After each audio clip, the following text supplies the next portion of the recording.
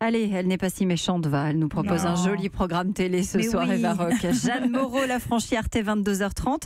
Un portrait, en fait, de Jeanne Moreau. Oui, alors un portrait qui évite la biographie chronologique, un portrait qui fait des choix dans la longue carrière de Jeanne Moreau. Et bien, résultat, c'est un documentaire aussi sublime que la comédienne. Alors, Jeanne Moreau, vous le verrez, c'est l'histoire d'une femme libre, aussi libre qu'un morceau de jazz, comme la bande originale d'Ascenseur pour l'échafaud. C'est son premier grand film qui était signé Louis Malle, avec une musique de Miles Davis, dont elle raconte le travail. Ça a commencé à 7h du soir. On a vu le film. Il improvisait avec ses musiciens, il improvisait un thème. Et alors on arrêtait le film, on recommençait. Et puis alors comme ça, petit à petit, on a fait l'enregistrement de toute la musique du film. Et je suis restée pendant tout le reste de la séance qui a duré jusqu'à 5h du matin.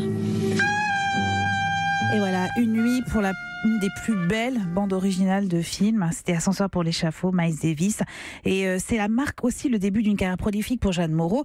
En 1960, donc 4 ans plus tard, elle remporte le prix d'interprétation à Cannes pour son rôle dans Moderato Cantabile, l'adaptation d'un livre de Marguerite Duras. Elle joue aux côtés de Jean-Paul Belmondo, qui a été victime pendant le tournage d'un très grave accident de voiture.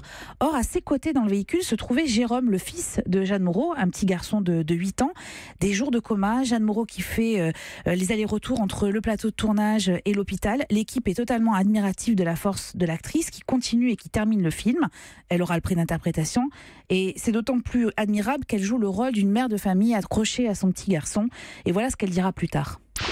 Les actrices, c'est ça. Vous portez en vous votre propre vie, mais vous portez en vous toutes les vies que vous avez traversées, que vous avez incarnées de tous les personnages. Et quand vous avez eu la chance, comme moi, d'incarner des femmes assez folles, faut bien le dire, il y a bien une disposition naturelle. C'était la voix de Jeanne Moreau, la belle voix de Jeanne Moreau. Alors dans sa biographie, évidemment, le nom de Louis Malle apparaît.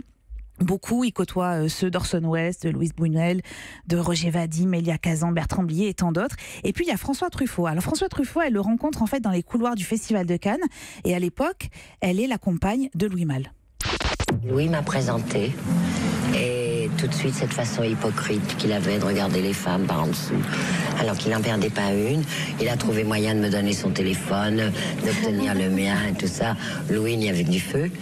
Et là, on commençait nos déjeuners hebdomadaires où il mangeait toujours la même chose jusqu'au jour où il avait des boutons, alors il changeait de plat et il a commencé à me parler de Jules Giraud. On s'est connus, on s'est reconnus, on s'est perdu de vue, on s'est reperdu de vue, on s'est retrouvés, on s'est réchauffés, puis on s'est séparés.